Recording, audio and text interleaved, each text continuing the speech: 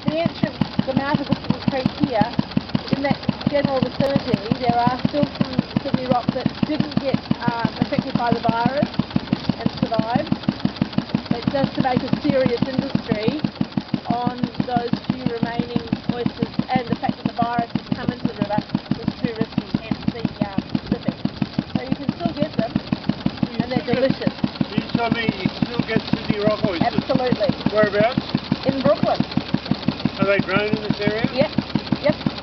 Got rid of the viruses, did they? No. The viruses are like, you know, dormant cold. Like the virus is still like it's a herpes virus.